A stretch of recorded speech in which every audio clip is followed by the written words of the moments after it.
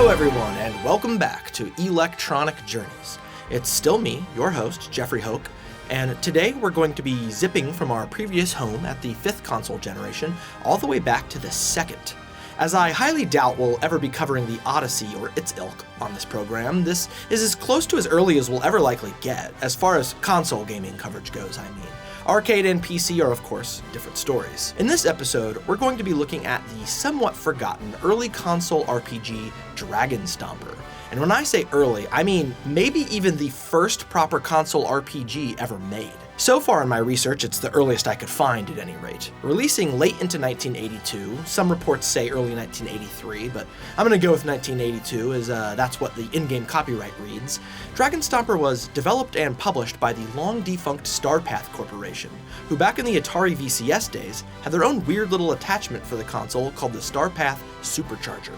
This strange device plugged into the VCS's cartridge slot and loaded its games off of cassette tapes through the headphone jacks of standard consumer-grade tape players, believe it or not. Weird. More consequentially to us gamers though, it 49-tupled the usable RAM of the Atari VCS, allowing for far larger game experiences and higher resolution graphics. Here's a humorous Wikipedia blurb for you.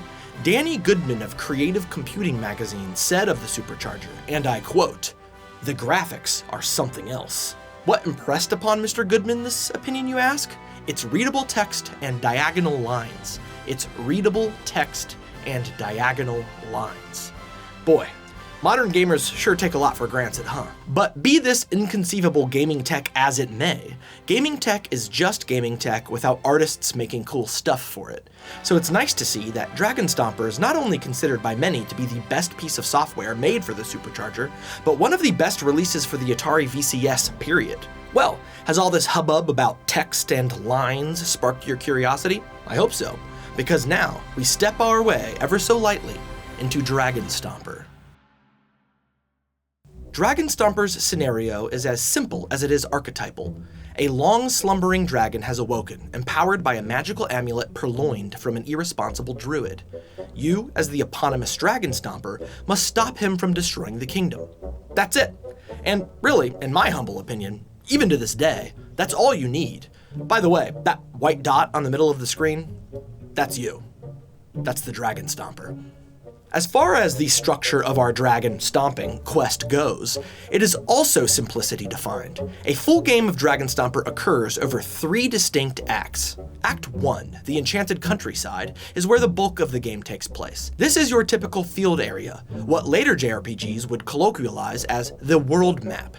It has swamps, grasslands, forests, lakes, and so forth to explore, and by explore I mean bump into. Most of these areas contain enemies for you to fight, of which there are a decent variety: ghouls, golems, maniacs, monkeys, snakes, spiders, demons, amongst other typical fare.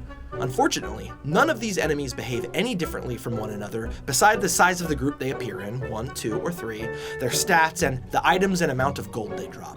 There are also random encounters that throw enemies in your path as you traipse from place to place. Random encounters in an Atari VCS game? I'm not sure why, but that impresses me for some reason. Combat is turn-based, with you choosing to either fight, run, or use an item on each of your turns. You have 2 stats affecting combat: strength, which is your health pool, and dexterity, which determines your hit rate and attack strength both. I was originally going to say more on combat later here, but honestly that's all there is to it. Also dotting the landscape are huts, castles, temples, and churches to find in your travels. A lot of these also contain enemies for you to contend with, but each has a strategic use that goes beyond what the other locations offer. Huts tend to contain warriors, which drop hand axes when defeated, which greatly increase your attack strength. Castles, while annoyingly booby-trapped, tend to be a good source of papers, a key item that lets you travel past the village guard unopposed, which is one way to proceed to Act 2 when the time comes. Temples contain helpful or unhelpful stat-changing items, and churches allow you to make gold offerings to refill your strength. Another way these locations differ from those mentioned earlier is that they might be locked, requiring a generic key item dropped by an enemy to open.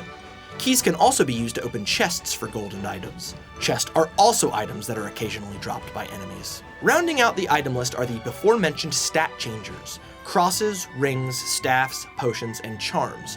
One of these raises your strength and another one lowers it. One of them raises your dexterity and another one lowers it. The final one doesn't affect your stats at all, instead briefly letting you see the booby trap locations around castles so they can easily be avoided.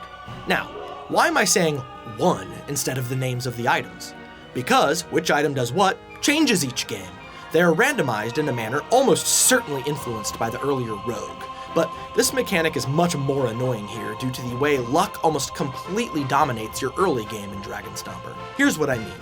When you begin a round, you should immediately proceed to a hut to get a hand axe. Your chances are hopeless until you get the hand axe.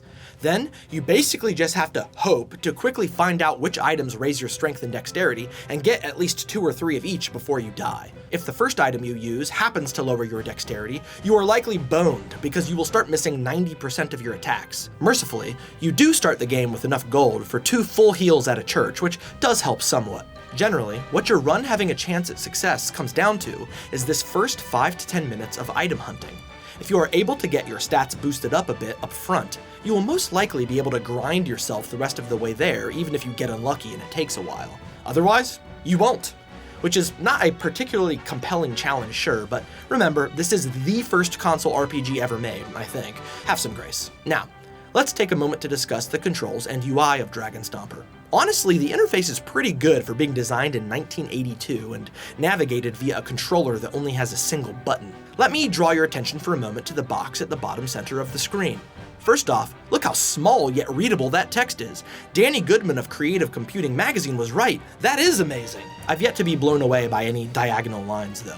Right now, it says use stick to move, which is pretty self-explanatory, but pressing the only button at your disposal brings up an action menu that maps to its 4 basic directions. Up returns you to moving mode, right attacks if you're in combat, left opens up your items list, which then maps those onto the joystick directions, and down checks your status. It's pretty clever, really. The button even closes out of multi-page lists, so you don't have to scroll all the way through them to exit. Talk about luxury. It sounds like I'm kidding, but I'm not. I am impressed. It's really impressive. Anyway, the goal of Act 1 is to amass enough strength, dexterity, and gold to be able to defeat the dragon. Gold probably being the most important of the 3, as you will need plenty of it in Act 2 to purchase all the supplies necessary. You do this by repeatedly crisscrossing your way across the, I'm just gonna call it world map, killing everything in sight, and acquiring as many stat-raising items as possible once you find out what they are. You'll also want a bunch of chests and keys for the chests, because in my experience, they're the fastest method of gold accrual. Dragonstomper does not tell you how high your stats or fat your wallet need to be to succeed in your mission. Why would it? It's an Atari VCS game. So you kinda have to feel it out for yourself through trial and error. Actually, no, you don't. I'll just tell you. You should try to get your strength and dexterity to the mid-40s and gold to about 800. That should do it. Whether you heed my advice or not, once you feel powerful, dexterous, and rich enough to proceed to Act 2, there's only one place to go, and that's the village guard at the far east edge of the screen. While it's true there's only one place to go to proceed to Act 2, another element of Dragonstomper's design that really impresses me is that there are actually 3 ways of getting past the guard there and into the village. You can bribe him with gold, 600 to be exact, which, unless you're filthy rich, is not recommended considering you will be needing that money for your dragon stomping supplies. You can also attempt to straight up murder the dude, but be careful, he's tough. The third preferred method is by acquiring a travel paper from a maniac enemy or castle location, as mentioned before, with which the guard will peacefully grant you access to the village. This is genuinely more scenario navigating agency than you get in most modern JRPGs, and it's kind of upsetting to think about. So many modern design practices ignore all the genre potential of their game, and I'm not even just talking about JRPGs anymore, and they smother that potential and crush everything in them to a thin, hoop-jumping paste that we're supposed to slop up and be happy that it took 80 hours to do so. Then after, you look back on the experience and you're like, wow, I got a platinum trophy for essentially doing virtual chores while not making a single meaningful decision throughout my entire playtime. And you know what? It wasn't even really fun. What a fulfilling endeavor. Also, it sells like 1 billion copies and gets nominated for a ton of awards because everyone is insane. I won't name games, I'm not here to rustle jimmies, but I know you know what I'm talking about. All right, okay, where were we? Act 2, The Oppressed Village. Interestingly, the moment you start Act 2, you are already past the point of no return. There is no going back to the Enchanted Countryside to grind more stats or gold. This unidirectional structure may seem limiting on the surface, but it does succeed in creating some nice dramatic tension due to the single chance it allows you at victory. What also helps is the delay in seeing if your Act 1 preparations will work out or not once you arrive to Act 3. In any case, a successful playthrough of Dragonstomper takes less than an hour, so it's not an egregious time sink to make a couple trial runs to learn the lay of the land, but I'm getting ahead of myself. Let's take a look around town. Upon entering, the first thing you'll notice is that the oppressed village seems to primarily be oppressed by what sounds like a never-ending nuclear explosion.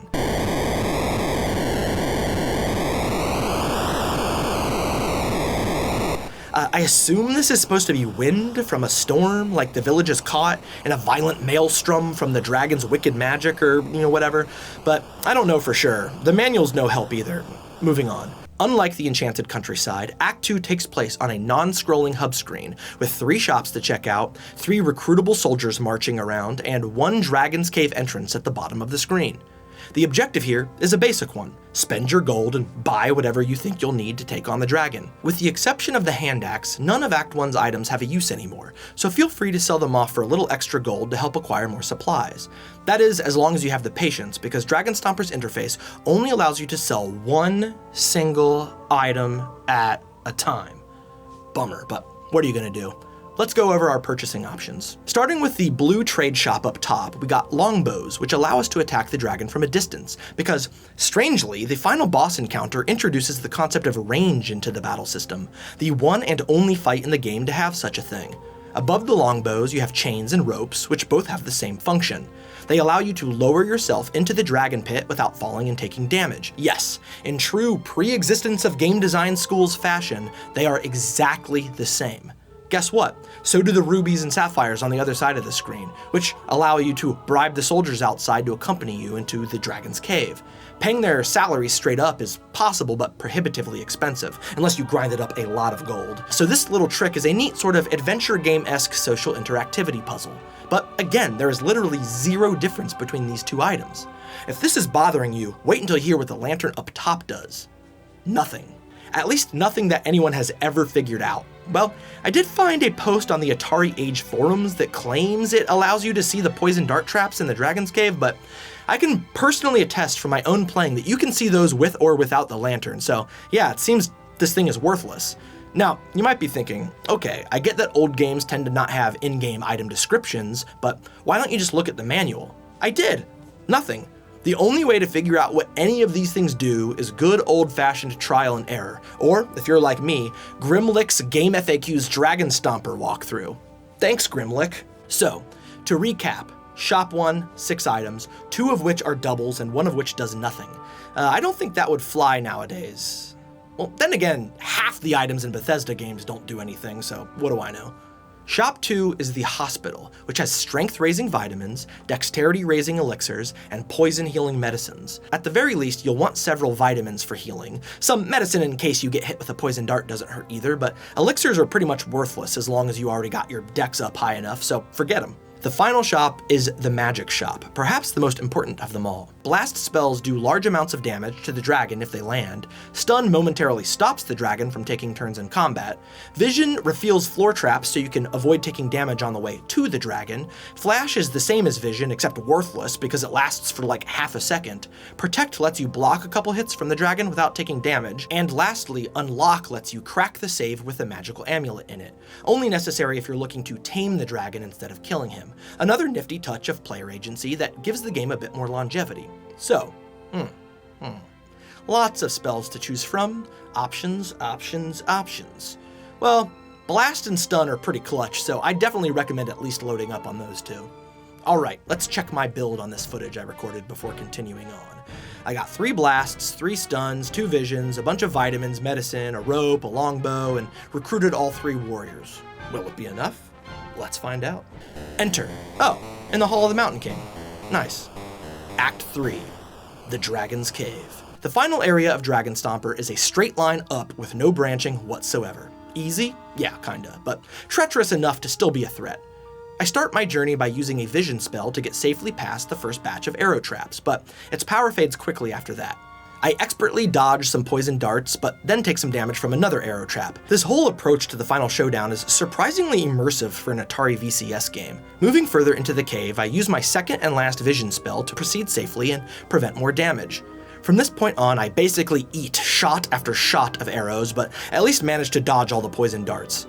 Soon enough, I make it to the dragon's pit, heal my arrow wounds with some vitamins, and safely lower myself down with my rope. There he is in all his Barney-colored glory. My first move is to sick 2 of my warriors on him, which slows his advance. Then I pelt him with blast spells. After a couple longbow attacks, the dragon manages to kill one of my warriors, so I send my backup dude in after him. In an effort to keep my remaining compatriots alive, I then start casting stun spells on the dragon to allow them free hits. Then after a final longbow attack, the dragon goes down, the vault door opens, and I snag the amulet for the clear. Oh dear lord, that's hard on the eyes. I'm gonna go ahead and pause the footage here. I don't need a Pokemon seizure scandal on my hands. Go me, right? Here's also some footage of a no-kill clear I did for funsies, but it wasn't really fun because the dragon stops you like every 2 pixels of movement. The ending is exactly the same and is just as irresponsibly eye and brain damaging. Not worth the effort. Well, that's the Dragonstomper experience. Let's talk about it a bit. In summary, the thing that I find fascinating about this game is how fully it captures the essential narrative loop of JRPGs a full 4 years before Dragon Quest was released. The classic field town dungeon boss progression structure is fully intact here. The only difference is that Dragonstomper only encapsulates a single instance of this loop, whereas later JRPGs usually include a half a dozen or more of them. But JRPGs did not exist in 1982.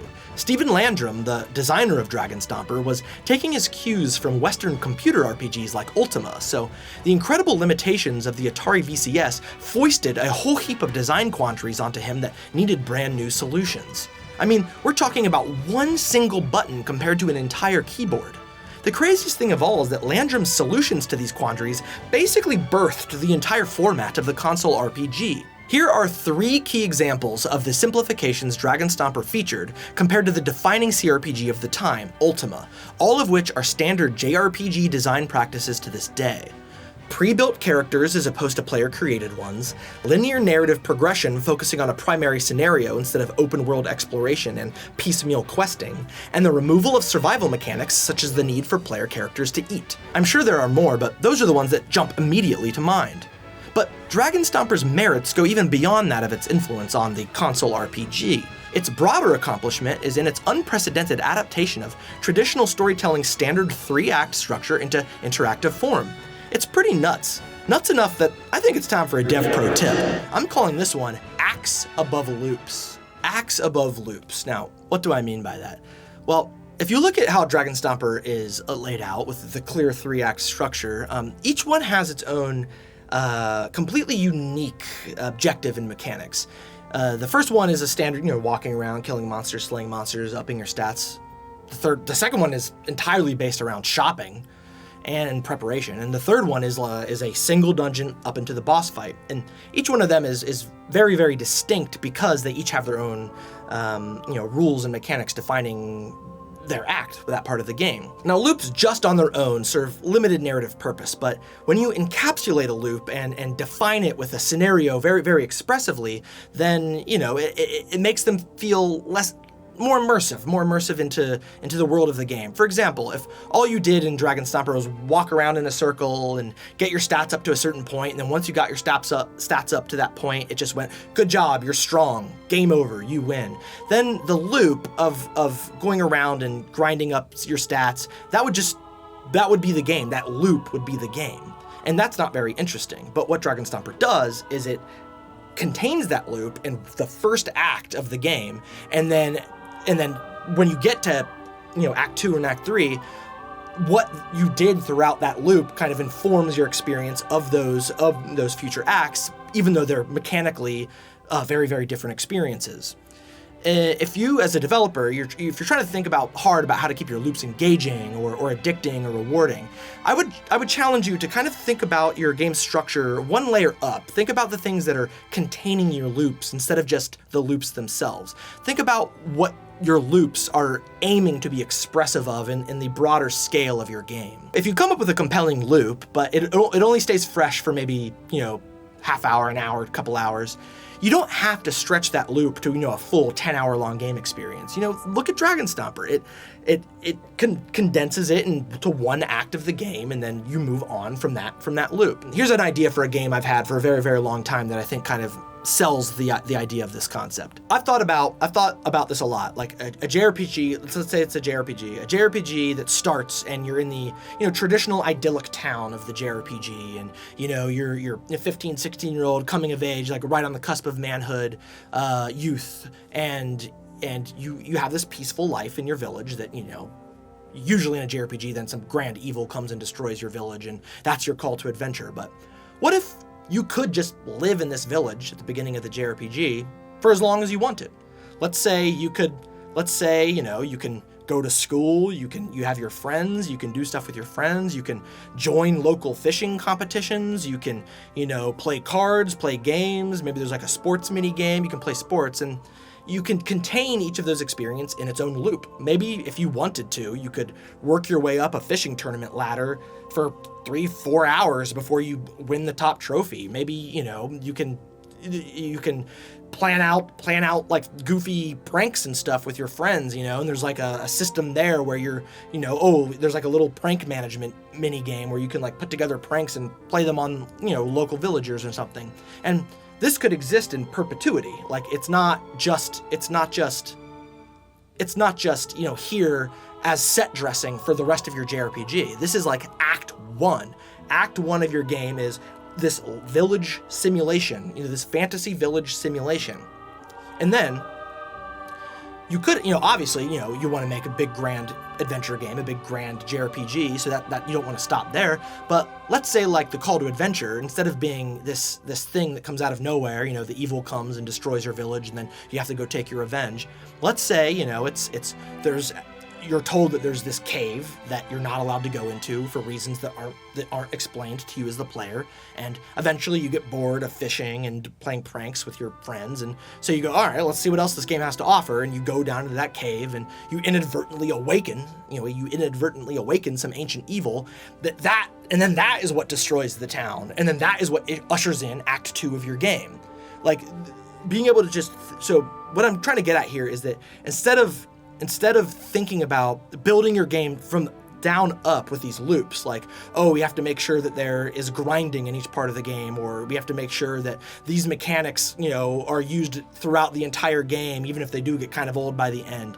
Just think one step above that when designing the structure of your game. Instead of building bottom up out of loops, try building top down out of acts, and defining each of your acts with its own expressive loops and mechanics. Just an idea. As time goes on and more templates for design success are established, the temptation to merely copy or rearrange elements from previous games to make your own is understandable, but structurally innovative games of the past, like Dragonstomper, are a good reminder that none of these quote-unquote best design practices have always existed or should be set in stone for all posterity.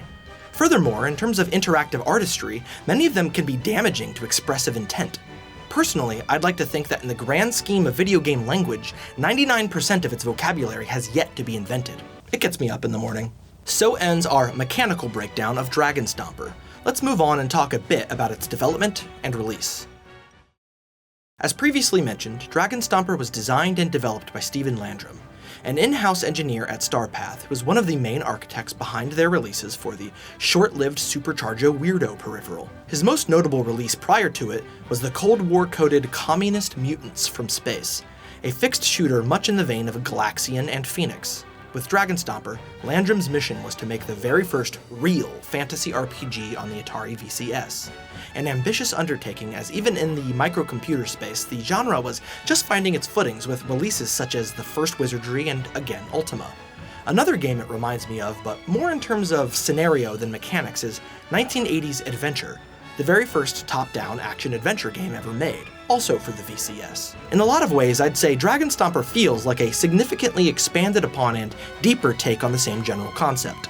Generally, critics were quite impressed with the game when it came out, and not just because of its readable text and diagonal lines. Games Magazine called it the most sophisticated adventure game we've seen from any home video system. It was compared to other console D&D adaptations of the time, such as Mattel Electronics' Advanced Dungeons & Dragons, later subtitled Cloudy Mountain, but declared superior due to its scope and depth. The most common complaint around the game seemed to be its lackluster graphics, and yeah, I get it, your player character is a dot, but that particular design choice I honestly think was a smart one, because it makes navigating the game world much more polished and convenient, with very accurate and intuitive collision detection despite the potentially confusing lack of depth from its overhead perspective. Unfortunately, Dragonstomper came and went with little commercial fanfare, and Starpath and its supercharger went defunct barely a year following its release. The console RPG market then more or less lay dormant until Dragon Quest revitalized the genre in 1986. Though Dragon Quest bears many similarities to Dragonstomper, I could find no evidence that its designer, Yuji Horii, had ever played or even heard of Dragonstomper while creating it. One interesting factoid on the game's Wikipedia article is that in the early days of the internet, a Usenet news group dedicated to classic video games ported Dragonstomper and the rest of the Supercharger software library to the CD format, and it was backwards compatible with the original hardware in Atari VCS somehow. Where's the gaming historian or technology connections video on that strange little accomplishment? Maybe it's actually not interesting or impressive, and I'm just stupid. Leave a comment and tell me which it is. By and large, Dragonstomper is today considered an overlooked classic of the Atari VCS era, and an important early release in the RPG genre, at least amongst those in the know. Back when all games still existed, circa 2014, reviewer Chris Cavanaugh gave it a perfect 5 out of 5, calling it deep, ambitious, and epic. But not all modern coverage of Dragonstomper has been retrospective praise and accolades, which is where this episode's review comes in.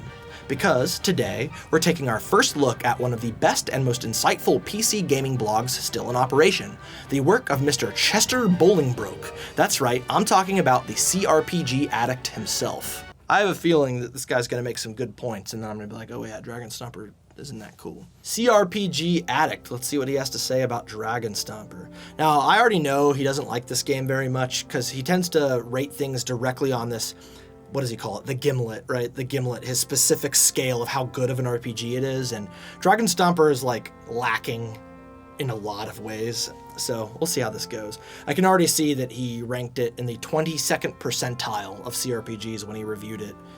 When did he review it? In 2013, so yeah, that's pretty low. It's almost in the bottom fifth. It's in the bottom quarter of games. Okay, let's go. In the little survey I posted recently, I asked readers to prioritize which games I should play from the 1980s that I missed on my first pass. Thanks to my ill-advised DOS PC-only rule, the winner overwhelmingly was Final Fantasy, which makes sense, obviously. Partly from ignorance then, and partially from experience, I have a number of opinions and prejudices around console RPGs. Perhaps the most offensive from the view of the console player is that they are less sophisticated and less intellectual than computer RPGs. Are they? Yeah, probably. He's probably right about that. And they're primarily intended for younger players. At the time, in the 80s, yeah, maybe. Yeah, in the 80s, definitely. The graphics are usually goofier and more cartoonish, the gameplay more action-oriented and less tactical. Less tactical, yes, more action-oriented. Well, the East games are like pure action, so yeah, in a way. He's pretty much on the mark so far. Dragonstomper was released for the Atari 2600. The Atari 2600, the Atari 2600 is... The VCS got rebranded as the 2600, so it's the same console. The Atari 2600, you may recall, features a joystick with a single button, making the potential inputs horribly limiting, but not as limiting as the inability to save progress. Yes, the game is very short because of that. Dragonstomper is often given as the first console RPG, it's the earliest one I could find, personally. I don't know if this is true, since Crypts of Chaos for the Atari 2600 and Swords and Serpents for the Intellivision came out the same year. I looked into both of those, but neither of them had the scale, the scale of Dragonstomper, which is why I kind of selected Dragonstomper as the one that I think best defined the first console RPG. Dragonstomper is about as fun as any RPG for the Atari 2600 could be. Because there was no save ability and players would have to complete it in a single setting, it compensates for length with difficulty, requiring multiple trials to successfully finish. He's talking about, it's all luck. Until the final battle, combat is almost entirely bereft of tactics, but it has hit points in dragons, so therefore it must be an RPG. He's dead on so far. Despite their names and relative difficulties in D&D derived games, all of the monsters encountered here are pitched at about the same difficulty. I don't think so. I don't think that's true. Scorpions are definitely harder than other enemies in Dragonstomper, but they're only in one place. When you engage with them, the game tells you how much damage you do and how much damage they do, and eventually one of you is dead. I imagine that dexterity and equipment have some influencing factor over the combat rolls, but I honestly can't say I noticed any difference in the damage rolls even as my characters increased in both attributes and gear. Really?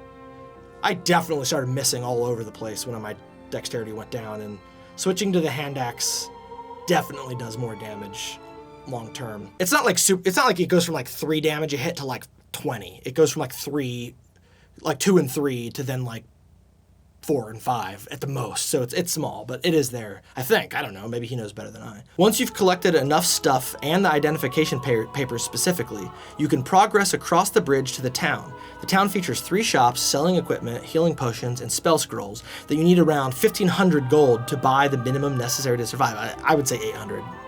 If you're grinding up to 1,500, this game is going to take you way longer than it needs to. There are also 3 patrolling warriors you can hire. Yep, that's true. Oh, he never found out that you can use the gems to hire them.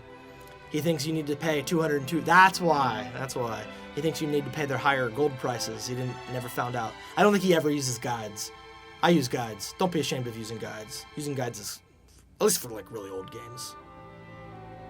Come on.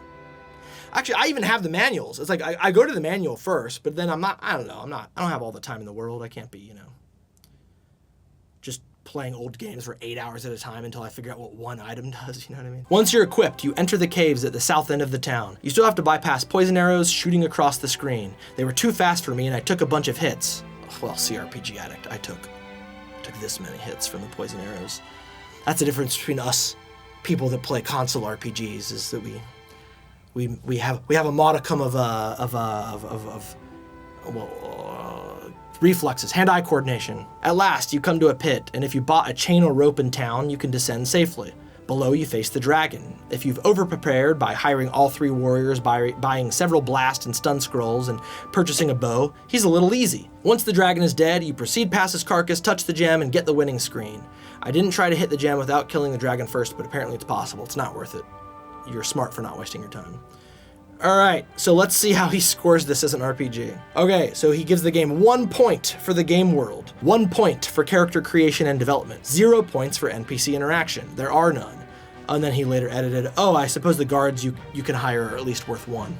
It's fair. 1 point for encounters and foes, 2 points for magic and combat, 2 points for equipment, 2 points for economy, 2 points for quests, 2 points for graphics, sound, and inputs, 3 points for gameplay. The final score is 16, 17 with my addition of 1 for the NPCs. The lowest rating I gave a computer RPG in 1982 was 21 for Ultima 2, and I really didn't like Ultima 2, so yes, he did not like Dragonstomper at all. So that's his coverage. Now, what do I think about his coverage? I think it's fair.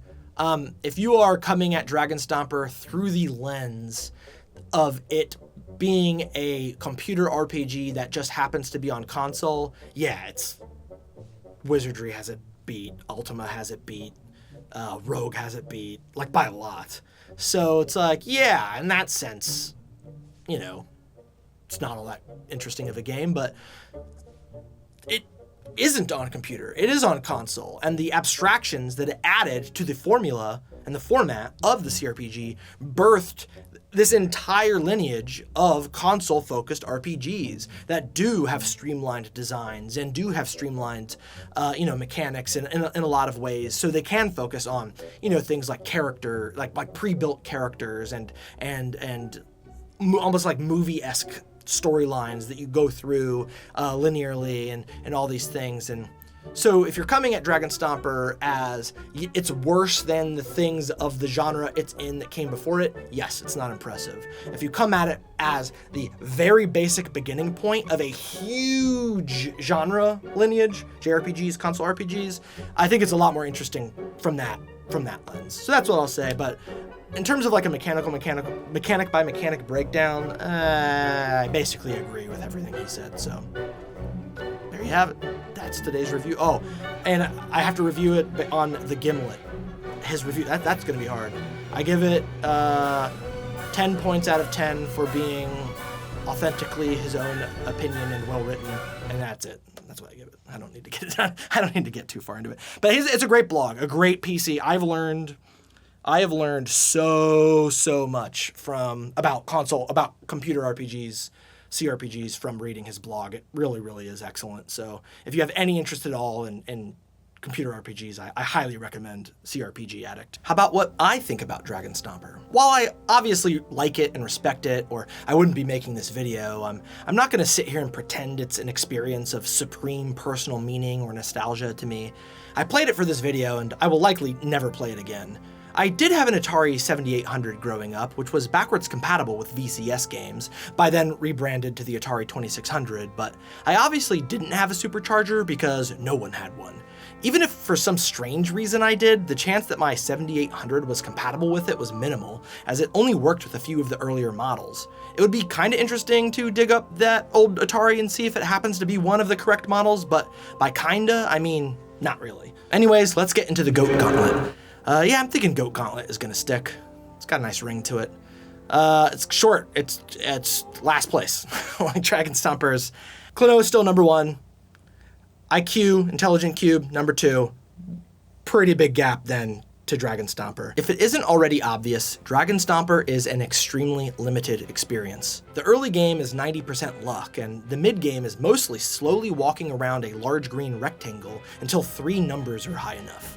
Without a guide, the trial and error nature of figuring out what all the items do and how to defeat the dragon with them will likely frustrate nearly all spoiled for choice modern gamers into never clearing it.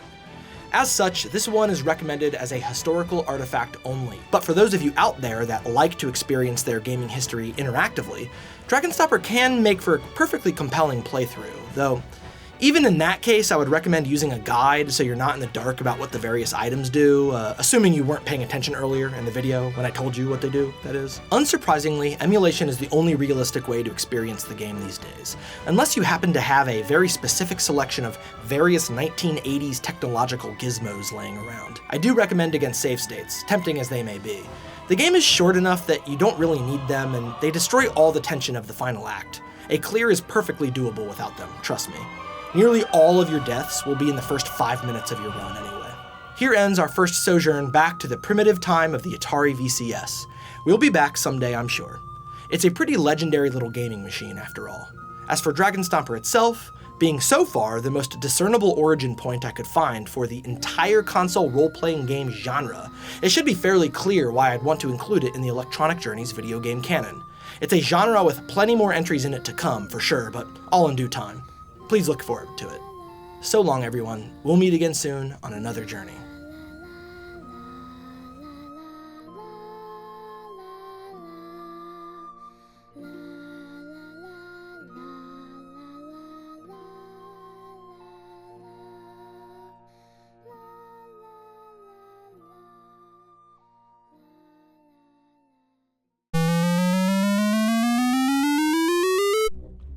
Thanks for watching Electronic Journeys. This episode took a bit more time to get out than I originally planned, due to a couple of factors. One, I decided to take an elongated writing break over the holiday, and 2, I actually got a new job and needed to learn the lay of the land over there so, I could, do it. At time I'm writing this, we're at 72 subs, so thanks very much for that. Check out what I was able to get a screen cap of. Nice. If you're not already subscribed, please do so, and also like, comment, share, and all that good stuff. It really does help us out. Some really great stuff is on the horizon you won't want to miss. It would be super cool if we hit 100 subs before episode 4 drops. Gainfully employed once again, I don't feel the need to plug my apps as much as I did on previous episodes, but if you want to check them out, I have a collaborative joke writing app called Punchline, a puzzle action game called Nonogram Infinity, and an interactive puzzle box called The Last Will of Sergei Kurbsky. I also have a poetry book, Useless Musings, if you're not averse to such things. Thanks again, everyone. We'll be back soon, and the next one is a doozy.